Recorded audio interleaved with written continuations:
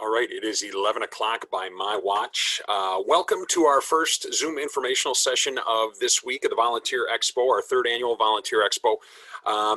This is brand new for us, not necessarily sure what to expect, so we're just going to roll with it and keep everything going through this half hour. Again, if you have any questions that you want answered as we go through this half hour, please put them in the chat box and we will answer them in the order they were received. With me today from the Greater Green Bay Habitat for Humanity is Volunteer Director Jennifer Mayer. And Jennifer, first of all, great to have you with us and making the time for today. And just as we get started, want to talk a little bit about, first of all, what Habitat does, the impact that you have in the community. Just kind of give us an overview of what it is that you do for the area and how you serve the community. Sure. Thanks for having me. I guess I didn't realize I was the first one to go this week. So yeah, number one. You're the leadoff hitter. See how we do. That's right. Habitat International was founded in 1976, and Greater Green Bay Habitat for Humanity was founded in 1987 by volunteers from the Union Congregational Church and Resurrection Church, and they built one home that year. And by the end of 2010, we completed 50 homes. And by the end of 2015, we completed 88 homes. And this year, we are building our 123rd home in Brown County. So right now, we're building between 6 and 7 homes a year. And we build and sell them to qualified homeowners. We're actually having 2 of our first ever virtual application information sessions this week. So if anyone's interested in learning more about applying to purchase a home from us, they can go to our website, greenbayhabitat.org, and find out information about the virtual application sessions as well as register. So we do have quite an extensive application session or process for our homeowners.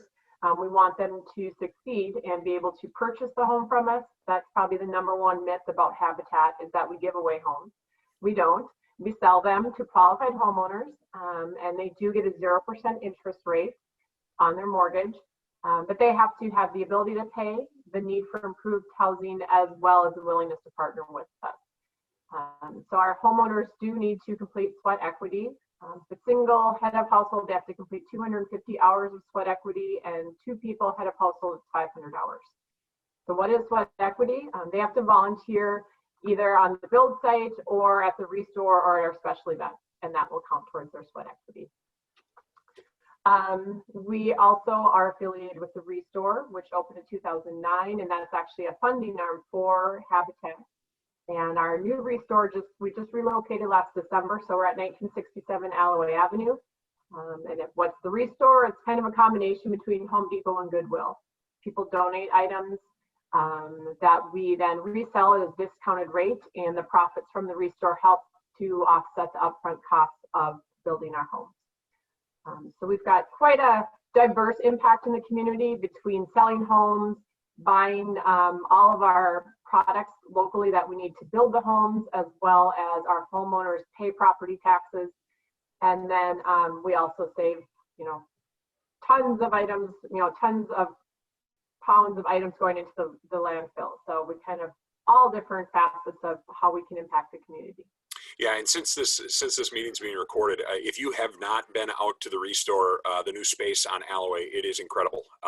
Just a fantastic spot, and people walking through there all the time. And I know I've been through there a couple of different times. It always amazes me the different types of things that you have out there, and the amount of stuff you have going on. So it's fantastic. If we can switch a little bit, Jennifer, to the volunteer side now. So we talk a lot about through the Volunteer Center anyway, of different types of processes or different types of things that volunteers need to do to start volunteering with an organization. And it looks a little bit different for the organization depending on who they serve, what types of clients they have, things along those lines. So if you could talk a little bit about your process, how people can get started volunteering with your organization, and maybe some of the things that they can do at Habitat for Humanity to start volunteering and start getting involved. The simplest way to get involved is to go to our website. You create an account with us, if you go to our website, click on volunteer, and the build sites, a calendar will pop up, and the general public can volunteer for a general volunteer position. We have volunteers on 2 build sites every Wednesday and Thursday from 7:45 to 3:30, and then we're out 2 Saturdays a month from 7:45 to 1 o'clock.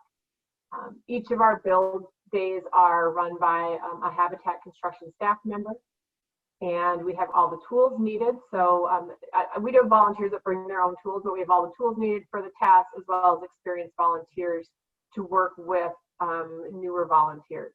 And the great thing about volunteering for a Habitat on the build site is we've had volunteers out that didn't know the difference between a screw and a nail, and people that have built their own homes. So we welcome every skill level, and it's a very welcoming environment, and it's also a very educational environment, as well as you meet a lot of great people. So how to volunteer for us? You go to the website, you register. We have our release and waivers embedded in the volunteer application, so it's all online. And the beauty about it is we're a self-scheduling organization. So if you come out once a week, 3 times a week, once a month, once a quarter, once a year, it's completely up to the volunteer. Fantastic. And I know that you from time to time have, even from outside of the building perspective and utilizing that piece of it, those folks have to eat. And, so is that an opportunity too for some volunteers to get involved? It was, but during, it was. And that was my next question. At this time, we don't have volunteers bringing lunch, and it's just the basic COVID related. We can't have family style, buffet style. So right now, our volunteers are bringing their own lunches. We have had some volunteers actually package individual lunches and bring those out to the build site. So it is in a limited capacity, still an opportunity to support us. But again, right now that's changed quite a bit. Sure. But so mostly it's volunteering, building the homes, and and then the good thing is if you have a small group of friends, 2 to 3 to 4, and you want to come out on the same day, you can contact us and we can schedule a shift, reserve the spots for you and your friends, whether it's a weekday or a weekend.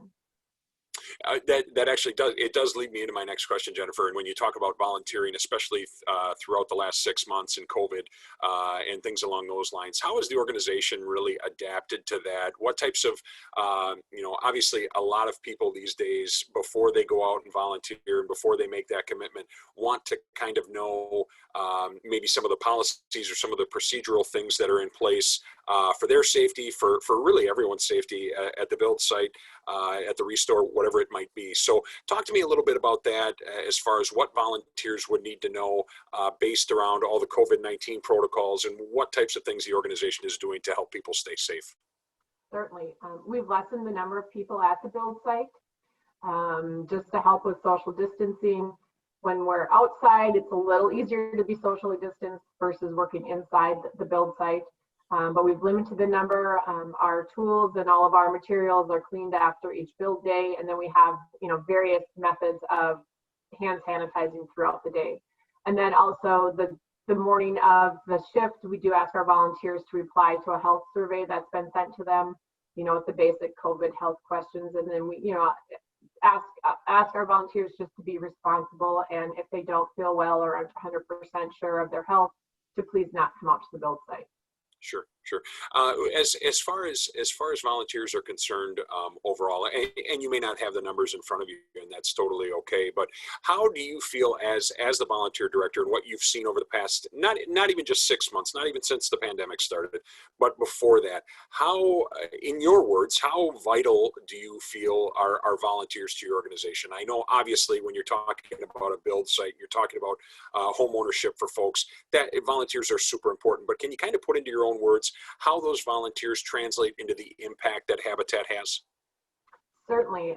Without our volunteers on the build site, we wouldn't be able to build affordable homes for our homeowners, and then that would have the trickle effect. Affordable housing is so important in all communities, and our community especially.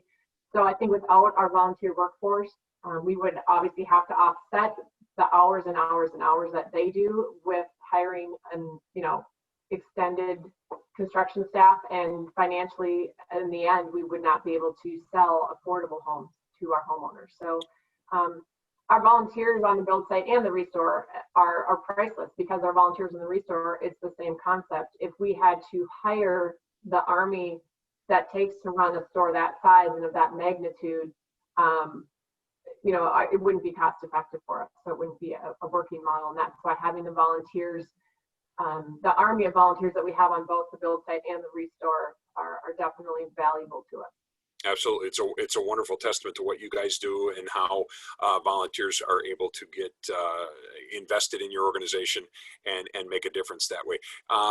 Anything else that you want to let us know about? I believe we might have one of the volunteers here with us today.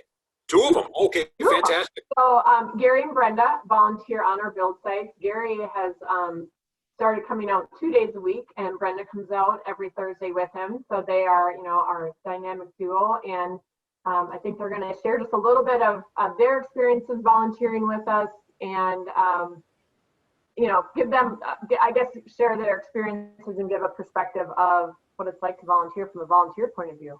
Fantastic. Gary, Brenda, welcome. Appreciate you guys joining us this morning. Talk to us a little bit about your experience with Habitat and the impact that you guys have had. I started volunteering with Habitat probably 2.5 years ago. Yep. And we were building on Western Avenue at the time. In fact, that's where we are now, but we started building there. And when you retire, you kind of look to give back a little, right? So, and that's the purpose of what we're doing here. And you want to find a volunteer organization where you really feel that what you're doing is making a difference, and that the effort you're putting in is benefiting the people that you want it to benefit, right? So, because you can volunteer and sometimes it goes more towards the organization and not towards the individuals. With Habitat, the more I attended, the more sites I've been on, the more I see, the more owners I get to meet, you realize that it's really an organization about benefiting the people who are getting the homes and who are earning the homes. They're not given, they're earned, and they have to put their time in on the sites, and not only their site, but maybe other people's sites. And you get to meet these people and get to know their stories and realize that, without Habitat, most of the people would never be able to get off of the rent cycle that they're on. They would never be able to get any equity out of anything that they're paying for, and be able to have a nice home, and they are nice houses, and they get to them. And it's really that to me is more beneficial than anything you could ever get. That knowing what you're doing is really benefiting those people and improving their lives. And then there's a friendship. We've made a lot of good friends, and we started out working on the Thursday crew, Brenda and I, and then this year I go 2 days a week because of the pandemic, and we got just try to help out and bring things back up to speed. But the people that you work with become kind of a little family with you, and it's kind of neat. It really is. It's the friendship. It's the new owners. Yeah, it's really a great opportunity. It's a lot of fun. We enjoy it. Sure. Yeah. And that's what it is. It really, volunteering brings a lot of people together and develops that relationship. And that's just a huge part of it too. Brenda, talk to us a little bit about your experience, and if there's been anything that stuck out to you during your time with Habitat. Well, I really enjoyed meeting all the new people. And like Gary said, we know we're helping families that need some help.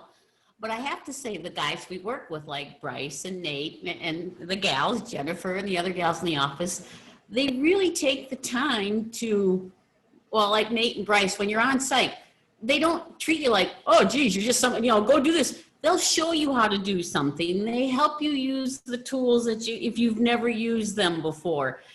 We have people that come out and don't know how to read a tape measure. And Nate will take the time and say, okay, this is this and that is that. And then they're very patient with you, and they're very kind. I know that sounds like maybe an odd word, but it is. It's it takes a special quality to be able to bring all these people who have, some of these people who have absolutely no skills, and turn us into builders. I give them a lot of credit for that. And plus, I like to guinea pig them. When we were able to bring desserts, I guinea pig them every week, and I bring dessert, whether they like it or not. Well, and you just touched on a couple of different things there, Brenda. You know, obviously, you know, I've heard the saying before, patience is a virtue, and there's no better way to determine that than with what's happening on a build site, because you have people who may not know, you know, what tools to use, things like that, and then you have some of the more experienced folks, and it's trying to find that common ground. And really, throughout the last 6 months, another word you touched on is kindness. Just being able to work together with folks and know that you're doing something for the greater good, and you know, for people is really fantastic. So one of the things that I'd like to ask both of you, if I could, is what is one of the more memorable moments you've had through your volunteering tenure with Habitat? What stuck out to you as one of the pieces or one of the bits of time where you've really thought to yourself, man, I feel like I've really made a difference? I think just meeting the owners, you know, like the gal we're working with now, Kim, she had her little ones out there and like, this is my room and I'm going to have this, and this is my room and I'm going to have that. And I think that's just really the neat part of it. Seeing, you know, it's right now it's just wood and 2x4s and roofing, but they're already picturing what their family is going to be in this home. Right. It's not a house. It's not a home yet. It's a house. Yeah. And then when they make it their own, yeah, then it becomes a home. And that's the really special part, right? I mean, Yeah. that's when it really, that's when it really gets special, when it becomes their home. And we've known one of the owners was a lady from our church. Yep. And that was pretty special to us to get her home done and get it complete. And then this one we're working on now for Kim, that's become special because I work with her just about every day that she's been on site, and her and I work together. We put the windows in, we put the doors in, we you know, built the walls together. We just worked a lot on the house together, and to know her story and to understand her situation with her kids and stuff, and to know how it's going to end up for her and that things will be so much better. Those are the special things. It's that, and then the learning, you learn so much about how a house is put together, and you learn that you get to take away from that. You get to take that with you. Nobody can take that away from you. And the friendships that we've made, and just to drive by the houses and see them all done and see the people making a home out of there, living there. That more than Planting anything their you could flowers, expect, putting their gardens beautiful. in, you know, doing just the little things around their homes. Yeah, that's the neat part. Definitely fantastic. And I go down Western quite a bit, so I've seen the houses over there. They look fantastic, and just that sense of pride for those folks is just wonderful. What Habitat brings to that is fantastic. Jennifer, one question I had for you, you know, obviously through the whole process, from breaking ground to getting the house built and things along those lines, and then you're sharing it with these homeowners, and they've went through a process to be able to move into this house. What types of follow-up do you work with as far as the homeowners are concerned? Do they have to go through a specific process after they are given the keys? What does that kind of look like? After they're approved to purchase the home, there are various homeowner classes that they take that we host for them. You know, everything from basic maintenance, you know, make sure you change the filter. What is that beeping? That's your smoke detector, change the battery kind of thing. So we have various basic homeowner classes. And then we offer a 1-year warranty on the home. So after they purchase the home, you know, if anything breaks or a door sticks or something, or they again can't figure out what that beeping is, and that's the smoke detector, our construction staff will go out and on a scheduled maintenance, just like any other maintenance. But then throughout the entire process, once they're approved to purchase a house from us, and I would assume at least the year after and sometimes longer, each of our homeowners is partnered with a volunteer who's an advocate for them, a mentor basically, who's been trained and guides them through the purchase of purchasing a house and just basic follow-up and support afterwards. So a lot of these people are first generation homeowners. They've never owned a home before. They probably grew up in a rental, you know, so just the ins and outs of owning a home, and there is no landlord to call. So we give them as much support as we can to make them successful. That's our goal, is to make them successful in owning their home. Fantastic. I think, you know, it's so important to keep that communication going, you know, once they're handed the keys, so they do know some of those things that maybe happen that they're not used to, and that they have that person kind of as a listening ear and on their side to be able to walk through some of those issues and concerns they might have after they move in. That's fantastic. Jennifer, for you, what is, you know, I asked Gary and Brenda this question, and I'd ask you as well, as someone who works with volunteers day in and day out for Habitat. What has been one of the things that stuck out to you, or maybe one of the moments, or one of those impact moments that stuck out to you in your time with Habitat that really made you feel like that organization is making a difference? I think it's funny when I have volunteers, you know, if I see them or friends or whatever, they're like, you know, that garage that I helped build on, you know, Western, whatever, it's still standing. It's amazing. Or, you know, it's funny. I'm like, I hope it is. But just how it's, you know, everybody knows what Habitat is. And we've got such a great following and support in the Brown County area that everyone knows what it is, and just that it's fun to volunteer for Habitat. Sometimes it can be a little intimidating to go out to a build site, but it's just amazing, you know, if I'll stop by and people are just having a great time. And I think that's what's important, is it's educational. It's, you know, you can directly see your impact, whether it's helping to put up a wall or meeting the people that are owning that house or going to the dedication. It's immediate gratification. But I think it's also, you know, like many volunteer opportunities, our volunteers get as much or more out of it than they put into it. You know, like Gary and Brenda said, you meet friends, you learn a new skill or two. And, you know, a lot of our volunteers are retirees, and it's healthy to, you know, get out into the community and do something as well. And I think it's important to be around people, and but it's also fun to be a team and a family and give back to the community, you know, as a team in the whole. But yeah, I think it's funny that people are like, the garages are still standing. Yes. You like you said, you hope so. Yeah, we do our best. We use the right wood. Everything checks out. Absolutely. Yeah. We're legit. We did, yeah. Yeah. So again, let's circle back to the volunteering aspect, and what are the best ways? Again, I know you said a lot of your stuff is done online, as far as you know, process, you know, if you have background checks, whatever it might be, whatever that looks like.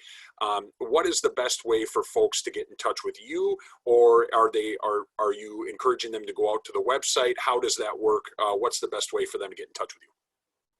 It's twofold. They can go to our website, which is greenbayhabitat.org, or they can email me directly, volunteer@greenbayhabitat.org. And then I can circle back with them, especially if they have a small group, or we really have a lot of corporate groups and church groups or small groups of friends. So if you're like, hey, I've got 4 friends and we want to come out on Saturday, I can help coordinate that with you and create your own, you know, secured shift, so no one else can take your spots. Especially at this time, like I said, we're really limiting the number that we can have out. It's between 6 and 8 volunteers at a time. So we don't have, and even in normal non-COVID times, you know, we don't have opportunities for 20 to 30 people at a time. So, you know, our website, and, you know, and I guess I should also mention that we have a few other volunteer opportunities besides the build site. I kind of mentioned a family advocate. I know that we welcome volunteers that would like to learn more about that, and they can email me and I can direct them to the volunteer or to the family services director. And again, a family advocate is someone that mentors our homeowners through the process of, you know, they get to pick out the shingles, the siding, the color of the woodwork, the flooring.